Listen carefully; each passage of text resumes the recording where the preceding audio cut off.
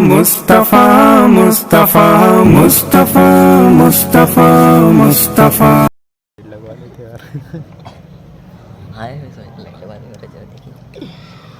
نحمده ونصلي على رسوله الكريم أما بعد فقد قال الله تبارك وتعالى في القرآن المجيد والفرقان الحميد أعوذ بالله من الشيطان الرجيم بسم الله الرحمن الرحيم إنا نحن نزلنا الذكر وإنا له لحافظون وقال النبي صلى الله عليه وسلم خيركم من تعلم القرآن وعلمه أو كما قال عليه الصلاة والسلام ہے قول محمد قول خدا فرمان نہ بدلا جائے گا ہے قول محمد قول خدا فرمان نہ بدلا جائے گا بدلے گا زمانہ لاکھ مگر قرآن نہ بدلا جائے گا صدر محترم اسٹیج پر رونق افروز بزرگان دین اور حاضرین جلسہ آج کی اس عظیم الشان جلسے میں میرا موضوع سخن دنیا کی سب سے پاکیزہ اور مقدس کتاب قرآن پاک ہے امید ہے کہ آپ حضرات میری باتوں کو بغور سماعت فرمائیں گے وہ قرآن پاک جس کی زبان مقدس بیان مقدس جو فصاحت و بلاغت کا ٹھاٹے مارتا سمندر ہے جس کے متعلق ارشاد ربانی ہے کہ قرآن وہ کتاب ہے جس کے صادق اور برحق ہونے میں کوئی شک و شبہ نہیں جس کے متعلق حضرت محمد الرسول اللہ صلی اللہ علیہ وسلم نے ارشاد فرمایا تم میں سب سے بہتر وہ شخص ہے جو قرآن کو سیکھے اور سکھائے اللہ تبارک و تعالی سے دعا ہے کہ اللہ ہم سب کو قرآن کی دولت سے مالا مال فرمائے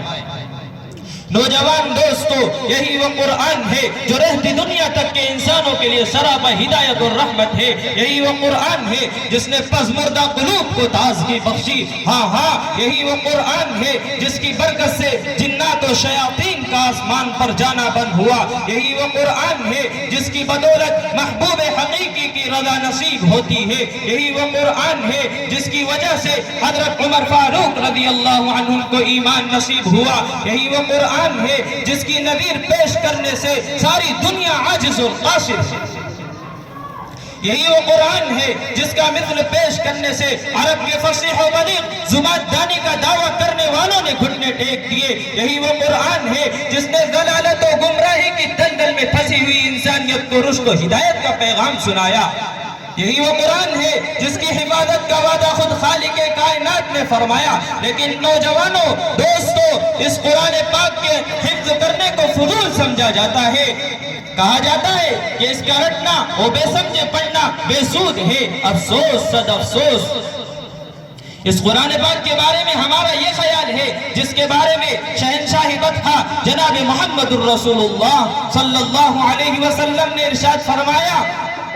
اقرأ وارتق ورتل كما كنت ترتل في الدنيا فإن منزلك عند آخر آية تقرأها کل قیامت کے دن حافظ قرآن سے کہا جائے گا قرآن پڑھتا جا اور جنت کے درجوں پر چڑھتا جا ٹھیر ٹھیر کر پڑھ جیسے کہ تو دنیا کے اندر ٹھیر ٹھیر کر پڑھا کرتا تھا بس تیرا مقام و مرتبہ وہی ہے جہاں تو آخری آیت پر پہنچے نوجوان دوستو کل قیامت کا میدان ہوگا اور 10 ایسے شخص جن کے لیے جہنم واجب ہو چکی ہوگی حافظ قرآن اپنے رب کی بارگاہ میں سفارش کرے گا پروردگار عالم اس کی سفارش کو قبول فرمائیں گے اور ان کے حفظ کی برکت سے اللہ ان 10 و 10 کی مغفرت کر دے گا مسلمانوں قرآن کریم وہ عظیم برکت اور سعادت ہے جو روح خداوندی معدن حیات اور سرچشمے زندگی ہے وہ عرب قوم جو پشت ہاں پشت سے مردہ چلی آ رہی تھی دنیا جس کو حقیر اور ذلیل کہتی تھی کوئی ان کو اونٹ کی میگریوں میں کھیلنے والا کہتا تو کوئی ان کو جہلائے عرب کا خطاب دیتا تو کوئی ان کو جاہلین مکہ کہتا لیکن جب قرآن آیا تو جن کو جہلائے عرب کے خطاب سے پکارا جاتا وہ صحابہ اکرام رضی اللہ عنہم اجمعین ہو گئے وہ قوم جس نے اپنی پشت کو نہیں بدل سکتی تھی، طاقت و قوت سے ایسی لیس ہو گئی کہ قیصر و کسریٰ کا غرور خاک کے اندر ملا دیا، بڑی بڑی سلطنت و حکومت کے تخت کو الٹ پلٹ کر دیا۔ مسلمانوں، لیکن آج ہم نے قرآن کے دامن تقدس کو ترک کر دیا، اس کی پاکیزہ تعلیمات کو بھلا دیا، جس کے نتیجے میں وہ قوم جس کے سر پر عزت و رفعت کا تاج تھا، ذلت کی غار میں جا گری۔ وہ قوم جس کا کامیابی آگے بڑھ کر استقبال کرتی تھی، ناکامی اس کا مقدر بن چکی ہے۔ وہ قوم جس کی ایک آواز پر افریقہ کے جنگل میں رہنے والے خوخار درندوں نے جنگل خالی کر دیا تھا، آج ایک چوٹی بھی اس کا حکم ماننے کو تیار نہیں ہے۔ وہ قوم جس نے کبھی حکومت و سلطنت کا فریضہ انجام دیا تھا، آج غلامانہ زندگی بسر کر رہی ہے۔ وہ قوم جس پر تاریخ ناز کرتی تھی، آج ماتم کر رہی ہے۔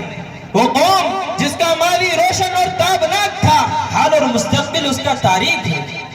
اسی پر وہ شاعر کہتا ہے، تھے تو وہ آبا ہی تمہارے تم کیا ہو، تھے تو وہ آبا ہی تمہارے تم کیا ہو، ہاتھ پر ہاتھ دھرے منتظر فردا ہو۔ مسلمانوں، کس کا انتظار ہے، کس کا انتظار ہے ہمیں؟ صحابہ اکرام رضی اللہ عنہم اجمعین کے کتب خانے کے اندر قرآن کے علاوہ دوسری کوئی کتاب نہیں تھی۔ انہوں نے قرآن کو اپنے سینے سے لگایا اور اس کو لے کر چلے، کامیابی ان کے قدم چومتی چلی گئی۔ بدر کے میدان کے اندر یہ قرآن ہی کی برکت تھی، جس کی وجہ سے 313 نے مکہ والوں کو دھول چٹائی تھی۔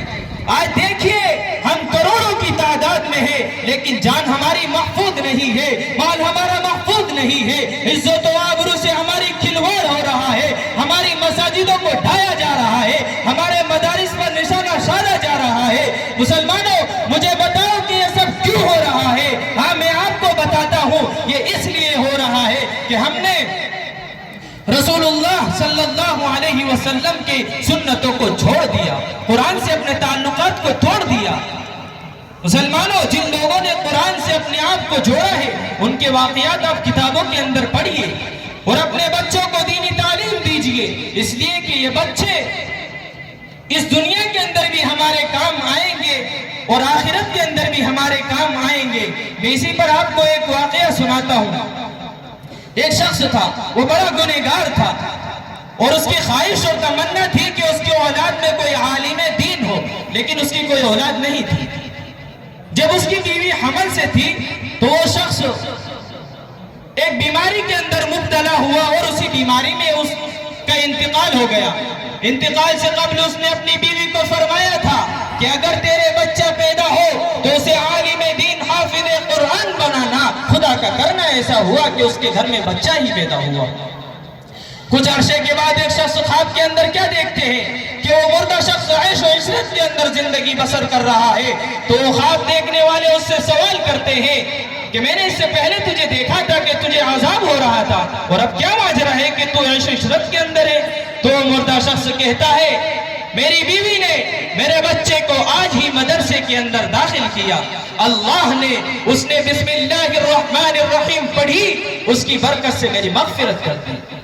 مسلمانوں، اس واقعے سے ہم کو عبرت حاصل کرنی چاہیے اور اپنے بچوں کو دینی تعلیم دینی چاہیے، اس لیے کہ عالموں کے قلم کی سیاہی شہیدوں کے خون سے افضل ہے۔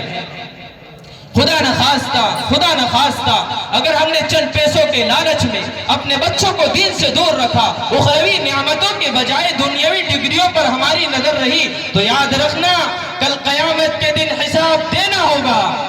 مسلمانوں، گھبرانے کی ضرورت نہیں ہے، مایوسی کی ضرورت نہیں ہے، آج بھی کامیابی ہمارے قدم چوم سکتی ہے، شرط ہے کہ ہم رسول اللہ صلی اللہ علیہ وسلم کی سنتوں کو اپنائیں، اپنے پیارے نبی کی سنتوں کو اپنائیں اور قرآن پاک کو اپنے سینے سے لگائیں، پھر دیکھیے کہ کامیابی تمہارے کیسے قدم چومتی ہے۔ اللہ سے دعا ہے کہ اللہ تبارک و تعالی ہم سب کے دلوں کے اندر قرآن کی محبت کو پیدا فرمائے۔